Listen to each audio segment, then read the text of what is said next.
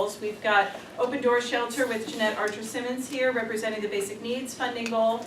We have Linda O'Toole of Laurel House here representing self-sufficiency, and Mark Jaffe from Child Care Learning Centers representing youth success. So we will dive right into it. We hope to have an interactive program this evening, and we have a lot to share with you. So Jake, you want to take it from here? Thanks everyone. Again, Jake Hemmuth. I'm going to be super quick. I'm just kind of kicking this off. Carrie's going to be our first presenter. So just to set some context, all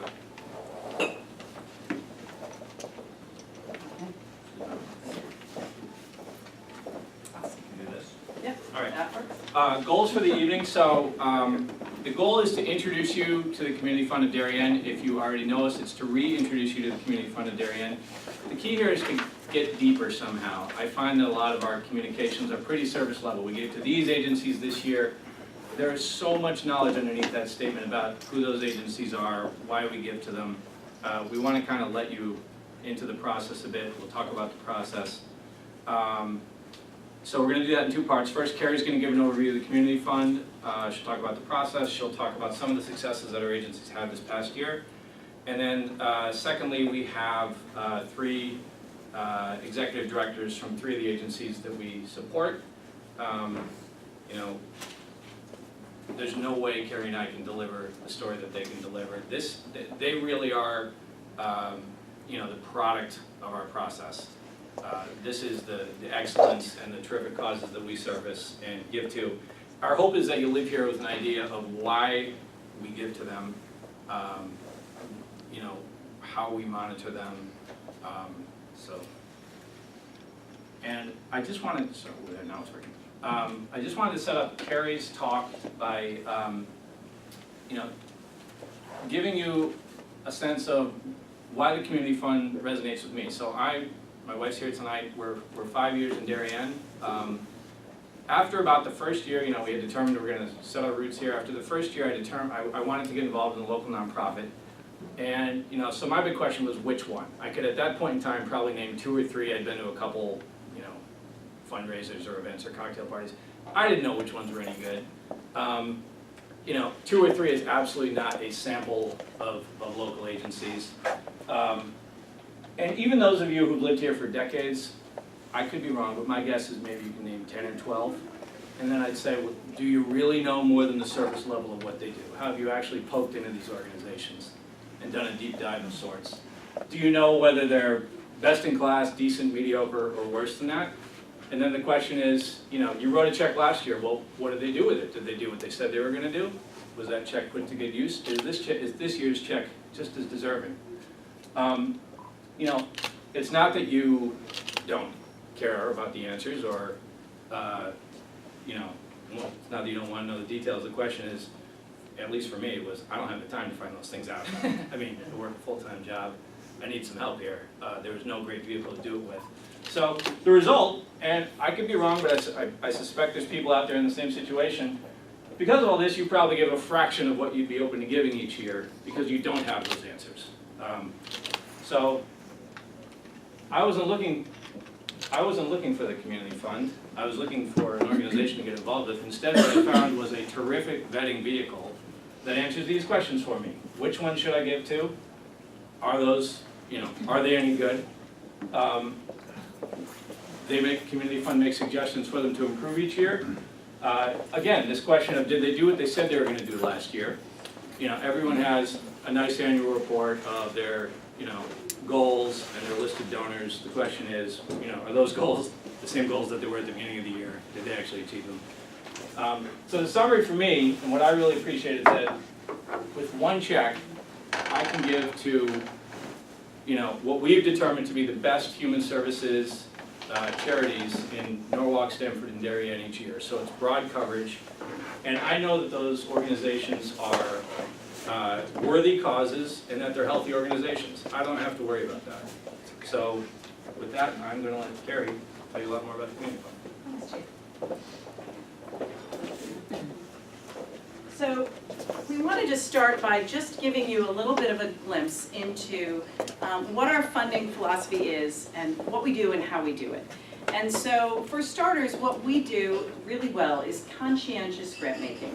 We really have two branches to our business, and one, a lot of you who have been around for a long time know us as the former United Way. That's the grant making branch. And for 65 years, we've been analyzing with the best standards of best practices and excellence in the field, and using the due diligence and the knowledge that we have to look at local nonprofits and really engage in good grant making. The second branch of our business is what we call community initiatives. We invest in unmet needs in the community and look at how we can best gather the resources together to solve local problems in a meaningful way. Who are the experts in the community that can come to the table and do that in partnership with us. So what is our process and what do we do? I'm going to briefly go through each of those. With our grants, we start by awarding large and small grants. Large grants start at $10,000 and they go up from there. Small grants are no more than $5,000. Before an agency can come into the large grant pool, we have our courtship procedure, which is kind of the dating process where we get to know them when we start with small grants. We engage in a very intentional, thoughtful due diligence process with our grants, where we use panels, groups of community members, residents, who go out, which is what Jake has done, his wife Rachel has done it. They go out in teams of 7 or 8 people analyzing a sector, and they look at 3 different organizations, and then they help us make our funding decisions. Not only large and small grants, but we have youth groups that we're trying to train the next generation of philanthropists. We want kids to know what it's like to make a meaningful difference in your community. So to 9th through 12th graders, we give them $6,000, and we say, no strings attached. You guys are going to go volunteer. You're going to decide where you want to volunteer first. And you're going to vote on what issues concern you most as residents of this community. You're going to go volunteer there. You're going to meet the executive directors. You're going to tour the places. And then you're going to decide who to invite to apply for a grant application. And then you're going to award that $6,000. And no adult is going to tell you what you can or cannot do with it. That's been a very popular group. We've actually had up to 33 kids, had a wait list for this group. So it's really a popular thing for the kids to do. And it also helps to kind of incubate the next generation of philanthropists. We do emergency grants and touch a life grants. Emergency grants are really one way that I love that we can move money quickly and independently in an intense emergency. If there's a hurricane, power outages, things like that, we can move money to help organizations. We join funders, collaborators, and bring people together so that we can get money for those who need it most. And then touch a life grants, up to $500 one-time award for Darien residents in need in a wonderful partnership with the Darien Department of Human Services. They vet the clients for us for need, and then we award that money to them. Our community impact initiatives, this is the second part of our business, and this story can be a little bit harder to tell because it's not so easy in a soundbite, but I'll try and do it. Our Human Services Planning Council is really our thought leadership body where we do needs assessment for this community. We have a group of local leaders, many of you are in the room who participate in this group, who come together once a month from September to June, and we look at what are some of the local needs, what are the gaps in services for our safety net for our residents, and we make sure that safety net is intact and strong. And if we realize that there is a gap, we try to bring together the right people to fill that gap by starting new needs or new initiatives. One of the most recent and most well-known is At Home in Darien. We started that in 2005, and it's a vibrant, lively nonprofit in its own right. We have 2 that we're incubating right now. One is the Thriving Youth Task Force. Interestingly, in 2008, the Human Services Planning Council decided they were spending way too much time talking about kids and teenagers and all the problems of teenagers in their meetings. So they spun off a group called the Thriving Youth Task Force, and these are local leaders who work with teenagers in town to talk about the kid issues, and they stayed focused on the adults. And so the Thriving Youth Task Force has really grown to levels that we never expected, to the point where we received a state grant in 2015 to develop a 5-year strategic prevention plan for Darien teens addressing substance abuse. Youth asset teams, another way that we're trying to really use teenagers to engage in peer role modeling and give kids the power and the authority to make decisions because they can do incredible things when you give them that authority. Our youth asset team of high school students, 10th through 12th graders, was so popular that we just ended up this year launching a middle school youth asset team of 7th and 8th graders. And what they do is they're role models. They serve as local decision makers in the community and their schools, and they are peer role models for their students, and they also engage in service projects. And then lastly, the impactvine.org, hot off the presses is the new name. Part of our needs assessment body 2 years ago is we realized that local nonprofits had the same problem we did at the Community Fund. No one was really using technology adequately for cost-effective fundraising and marketing purposes. Technology for nonprofits is often something that's a couple steps away from them being able to reach, because it's costly to get that. You often don't have the marketing staff to help you implement those strategies. So we are developing and building a crowdfunding platform, a website, if you will, to help nonprofits, Greenwich to Westport, use crowdfunding strategies for free online fundraising. And there is right now no competitor in the marketplace that is doing this for free. There's a lot of for-profit services that do it and take a fee. We're doing the whole thing for free. So that's an exciting initiative. If you're interested in learning more, see me after the meeting, because I'd be happy to talk to you about it. So back to our grant awards process. What is it that we do that Jake was talking about that really kind of got his brain interested in this process? First of all, I'm going to walk you through it. We do our research. And the research really comes out of the Human Services Planning Council, where we review local needs assessments, state and federal sometimes, needs assessments every 3 years to look at the critical local needs in Stamford, Norwalk, and Darien. After we've done that research, we form our priorities, our funding goals, which you're going to hear about tonight. And then we invite nonprofits to apply for a grant. It's invitation only. After reviewing the landscape and making sure we haven't missed anybody every year, we invite certain nonprofits that we have determined really are excellent nonprofits to apply. Once we've invited them to apply, our grant review panels go out in teams to do their site visits. They meet with the executive directors. They tour the organization. They look at the budget. They meet with a financial person. They ask all those questions that are in their minds, like Jake was talking about. And then they come back and they make a recommendation to our grants executive committee about what level of funding they think would be appropriate for this organization. This is one of the parts I love most about the community fund. It's truly democratic. It's neighbors investing their neighbors' money. So everybody has a say, and then the grants executive committee hears the final recommendations and makes a final grant award decision, which our board then votes on. It doesn't end there for us. We do have ongoing monitoring. We do interim reports and we do a final report.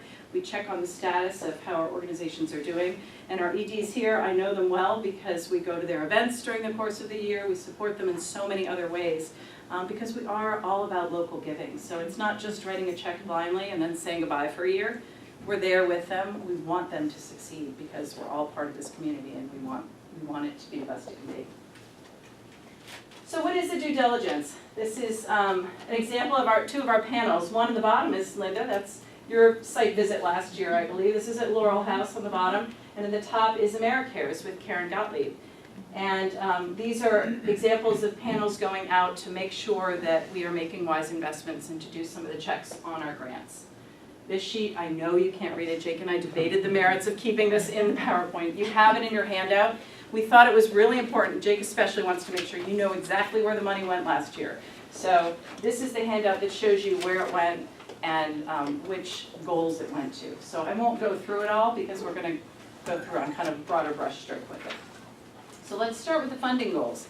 These are our 4 funding goals that our board determined in 2014 were our funding priorities and the targets that we want to hit with each of these funding goals. The first one is basic needs, and we have Open Doors Shelter here, a homeless shelter today, to talk about that. Basic needs, the targets we're most interested in are food insecurity, to make sure people have access to nutritious food, affordable nutritious food most importantly, emergency shelter, a warm bed, a safe bed to sleep in, and emergency financial assistance, which mostly translates to fuel and electric bill payment on an emergency basis. Second one is self-sufficiency. Self-sufficiency, we have Linda O'Toole here from Laurel House that provides services for those who need help with mental illness and support services in their lives. So we are looking for mental and physical health so that people can achieve independence and self-sufficiency. Employment skills training for job training to earn a living wage. And affordable and safe housing. This is more long-term housing. We're part of a funders collaborative that's exploring really innovative work. Connecticut is at the cutting edge of affordable housing nationwide. And we've achieved some milestones that no other state has achieved. We were the first state to end veterans homelessness. We're on track to end chronic homelessness by the end of this year. It's really, really exciting work, and to be part of this funders collaborative is game-changing for us and for our community. We have a lot to be proud of here. Youth success, we have Mark Jaffe here from Child Care Learning Centers. We dipped our toes for the first time this past year into funding early childhood. We decided that there's so much research out there about the importance of the early experience, and we had never funded the early childhood experience, and getting those kids their strongest start in life is critically important. So we were thrilled to fund Child Care Learning Centers in that sector. We've also always focused on those most at risk academically in our communities. Stanford and Norwalk are priority school districts because they are not meeting benchmark standards in the state. So we look at before and after school programs and summer academic enrichment programs to fund, as well as physical and mental health services for kids. Ion Darien is kind of our catchment term, catch-all term, for what we do right here in town to make sure that Darien is as strong and vibrant and healthy as it can be. The Thriving Youth Initiative and the Thriving Youth Task Force is a great example of what we're doing here with underage binge drinking to try and help kids to be healthier and make good decisions and give parents the best information so that they can make good decisions for their families. We also run the youth groups that I told you about, the Human Services Planning Council, and we promote local philanthropy through volunteer services and our grant review teams. So I'm just going to quickly go into some of the targets we have.